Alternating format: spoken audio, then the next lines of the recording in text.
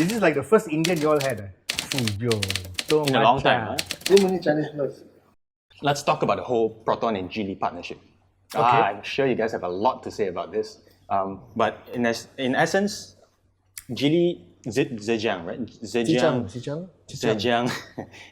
Geely Automotive, also the owner of Volvo Cars and London Taxi. They just acquired Proton, 49.9% equity. Part of the deal was also to allow Geely to produce cars in Tanjung Malim plant and also possibly assemble Volvo cars there.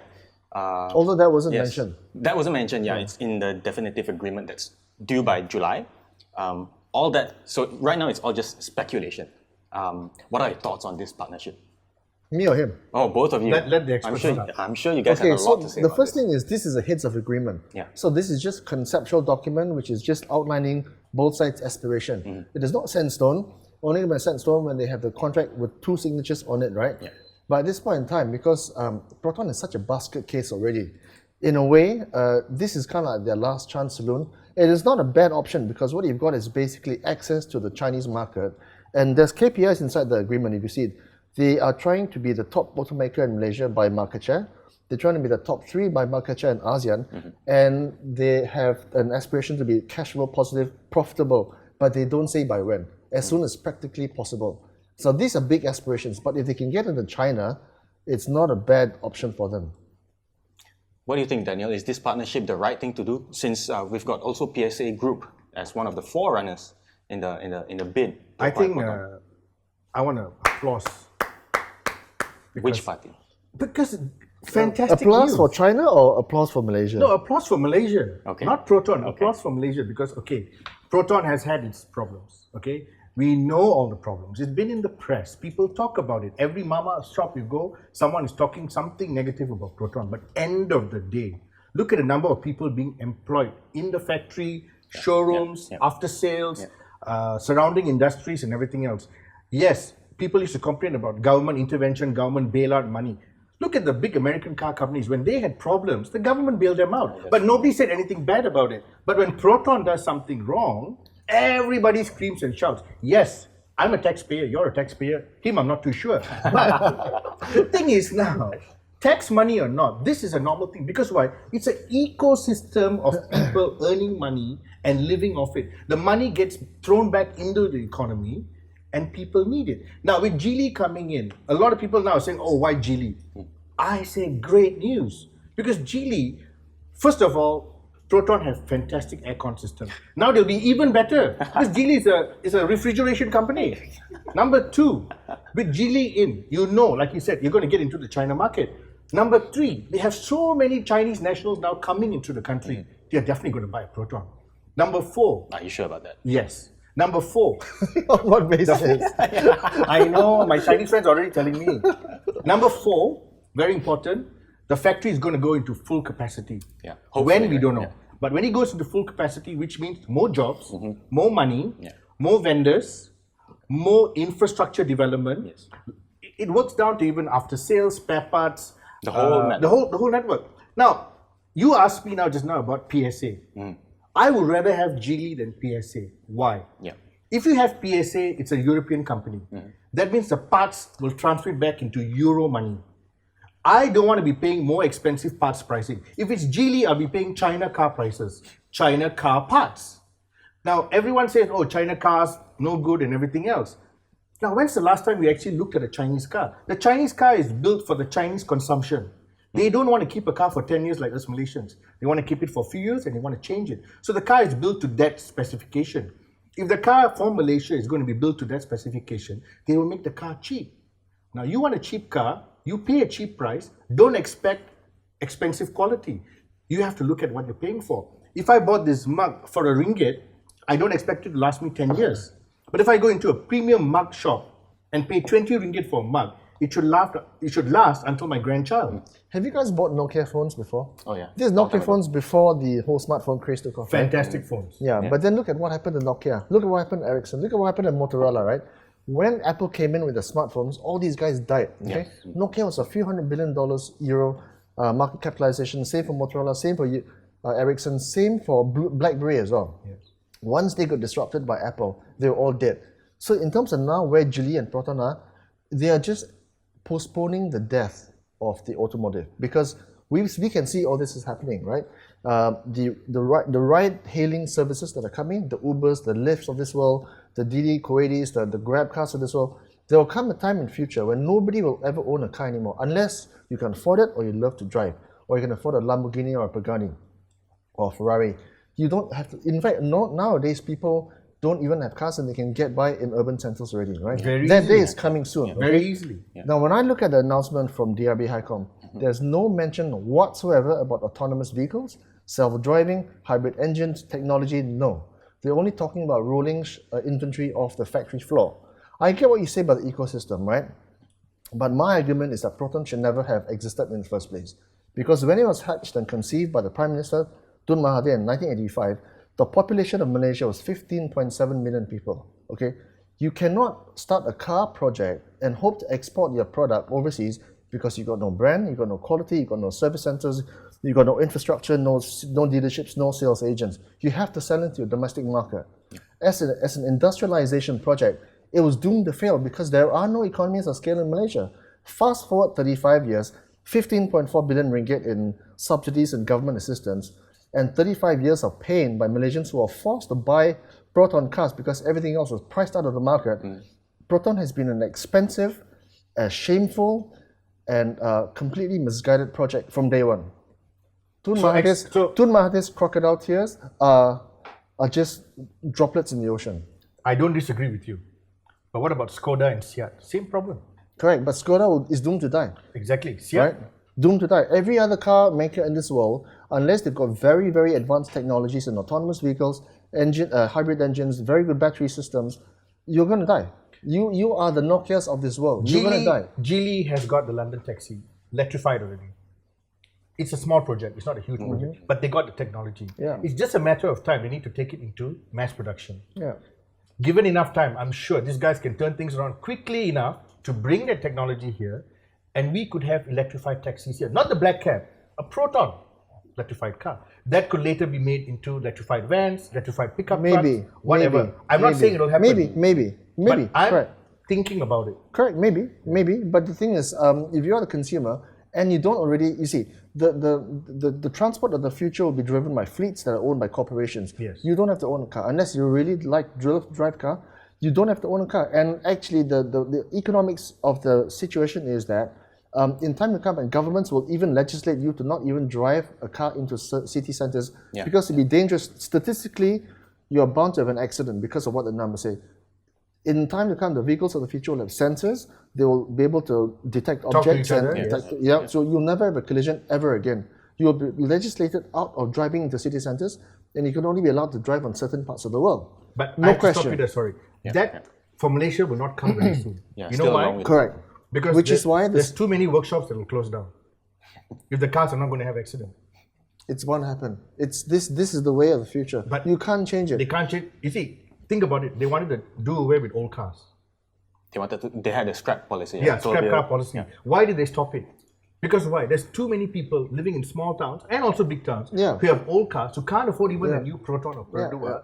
If you take away all their old cars and say, no, you're forced to scrap it and buy yourself a $30,000 car, and say, listen, my 5,000 ringgit worth old car is still serving me well, aircon is cold, car runs perfectly. Do you know I don't have money to pay the correct. installment. Do you know how many people in the second-hand car dealer industry have already died in closed shop? I know. Tons. Plenty tons. in my neighborhood. Right. Plenty There is no around the corner residual here. value in old cars anymore. Yes.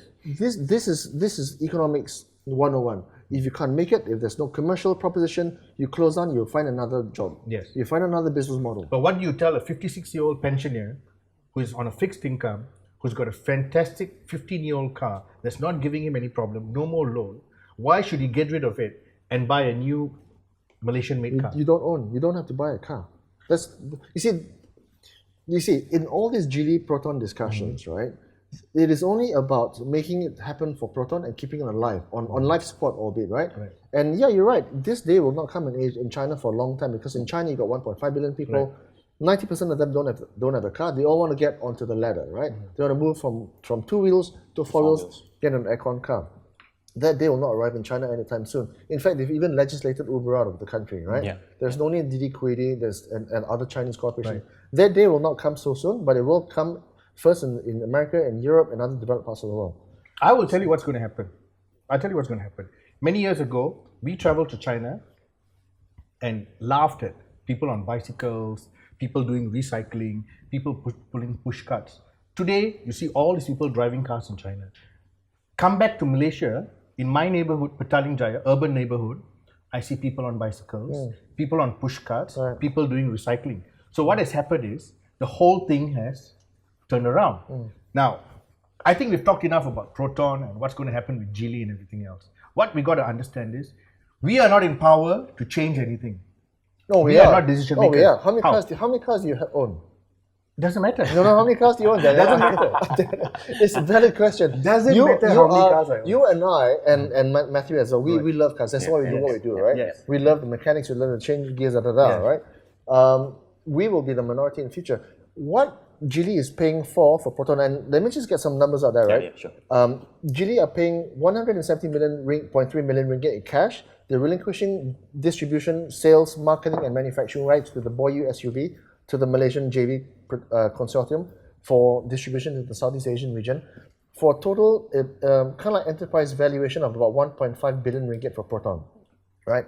In my opinion, if you combine that plus the 15 odd billion ringgit that the government of Malaysia has spent on Proton in the last essentially 32 years, you could have had numerous multi-billion-dollar companies that are doing fantastic things, rather than having spent it unwisely on a car project that was doomed to fail from the word go. Okay. But okay. if that, sorry, last thing, really sorry, but No, it's all right, if that happened, all that happened, you just said, we wouldn't have been invited to do the show. Correct. Then we should. Yeah. So the moral of the story is Proton should have survived because of us. Exactly. No, I just have one question for you. Yeah. Despite all of what you've said, do you have any strand of hope whatsoever for Proton and this Geely partnership? No, that's not the question. The question is, should Proton be allowed to keep? There are many. Okay, have you guys seen The Fifth Sense, the M. Night Shyamalan movie? Yes. The little kid, he says he saw dead people, right? Well, in my line of work, I see dead companies. There are dead companies everywhere that should not even survive, right? A lot of banks, electronic companies, car companies, phone companies, they shouldn't be around because they've just been kept on life support by governments because of their systemic impact to the economy if they were shut down, right? Proton should have died a natural death many years ago. I disagree. I think Proton should continue. Okay. Well, good for you. Soldier along. Good for you. Yes. Okay. Let me put it to you another way, right? If Proton never existed, if we never had a Malaysian car project, right? Imagine what kind of public transport system we would have had. Because right now the MRT Corp is going to cost about 50 odd billion ringgit, right? But this is today's construction price. Yeah. If we had built an MRT Back then. 35 years ago, Would have been much cheaper. it would have been 1/10 of the cost. It would have given a lot of people basically very cheap access to get to their offices and their houses, and the public transport system would have been fantastic, and we would have had a much more pleasant existence without having to subsidize Proton all these years. But then, all the people couldn't have made tons of money on land acquisition. Correct. Topic for another day. Yes. Topic for another day. Pregnant silence. Okay, so this is all purely market speculation, sources, according to my journalist friend, right? Yeah. According to my friend, PSA Peugeot wanted to spend about 500 million euros, but they wanted control of Proton.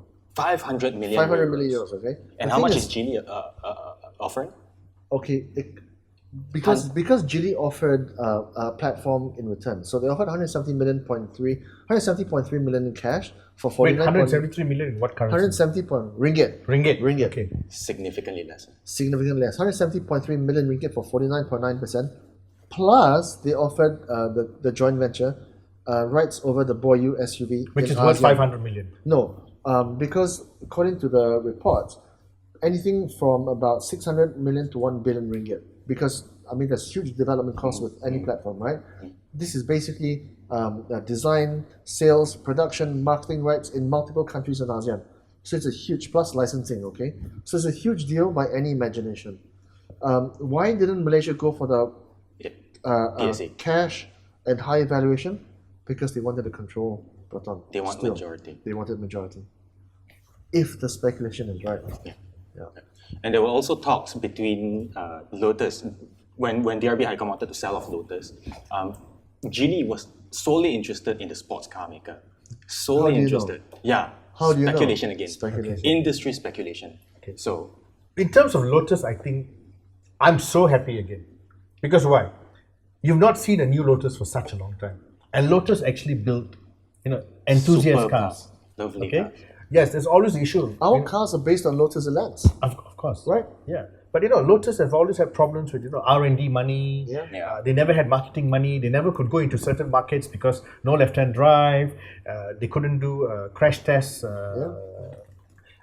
conditions for certain countries and certain markets. So Lotus has always been a rather small niche, almost like a kit car company, which is what the British are famous for. And you can see all the kit car companies have slowly disappeared. There's a few running around still, but they're all like sort of suffering and teetering on the brink of survival. Now comes Geely money. Now this means Lotus has R&D to play with. They've already got the base, so they expand bigger engines, better platforms, faster cars, better interior qualities, parts bin coming from China, smartphone integrated dashboards, digital screens, which is what the new market wants to buy, the new kids on the block with money want to buy. So what does that mean? Now Lotus, in time to come, can play with Lamborghini, can play with Ferrari, can play with Porsche in the global sports car market. The irony here, right? The irony is that Protons actually have got a pretty well sorted cars. Yes. The only reason why they've been declining in sales for the last few years is because they got no brand equity. There is no brand cachet to owning a Proton, right? But Proton suspension and Proton handling is fantastic. No one complains. Not because of the Malaysian input, but because of Lotus input, right? If you analyze the Lotus numbers the last 2 years, 2 years ago, they lost 270 million ringgit. Last year, that loss narrowed to 68 million ringgit. Li Shufu knows this. He knows that if he buys Lotus, he gets a brand with sports car heritage built over 60, 70 years. Colin Chapman, Lotus Elan, Made in Britain. made in the UK. Lotus is the one Lotus can justifiably be mentioned in the same breath as Lamborghini, Pagani, Koenigsegg, Ferrari, Aston Martin, because those brands are all pure play sports car makers. Yes. Like Lotus. Lotus doesn't make SUVs. Lamborghini does not make yet. SUVs yet. Yep. Ferrari will never go near an SUV, right? That's what they will say. Right? They will definitely do it. But they will ban one day. it is the most affordable sports car maker in the world. And Li Shufu knows this. That's why he said, okay, you give me 51% on Lotus, I'll take it, I'll run with it. And you can imagine what kind of performance Volvos you get Yes. with Lotus In the time handling. to come, right? Amazing. And the other way around. Volvo interiors Correct. in a Lotus. Absolutely. Not bits they of can plastic finally falling compete off. like Porsche, Exactly, that's right. Proton in the bigger picture is out of the equation. Yes. It's just a brand. It's just It's it's just not this- even Proton or Lotus. For Malaysia. Yeah. Like a It's by a- the way thing in the whole Yeah, it's Lotus kind of ecosystem. like a jungle kampong kind of thing. Yes. Strong in his idiosyncrasies. Okay. Anyway, we hope for the best for Proton and Geely and this partnership. Hopefully, the customers of the future can benefit from whatever JVs that they're gonna, come up with lah. Hopefully lah, and we look forward to the definitive agreement that's going to be announced soon. Hopefully, Chuang. Hopefully, then you'll be able to. Well, no, I find mean, can I just last couple of points about this whole JV, right? Even though we said that, well, I've said that Proton is a basket case. It is a basket case, but this is probably the best deal it could have done Yes. under the circumstances, right? He gets a wealthy, well-connected partner from the world's most populous country. He gets access into the China market. It gets rights over as an SUV. It gets in on the end platform of it's basically Geely's most successful and popular model. Yeah. In return, the Boeing. Chinese consortium get access into the ASEAN market. They got access to contract manufacturing at Tanjung Malim. They get DRB to pay for the relocation from Shah Alam to Tanjung Malim. They get to own and control 51% of Lotus. They also get to get in the partnership with one of Malaysia's richest businessmen in Tan Sri Sat Mokhtar. Yeah. And they also get all the platforms and all the suspensions, all the handling capabilities of Lotus. Basically, and they deal got of to the control it. Basically, deal of Fantastic, the right? bargain. Yeah. So The under best the hope we've had circumstances, so far, yeah. good deal.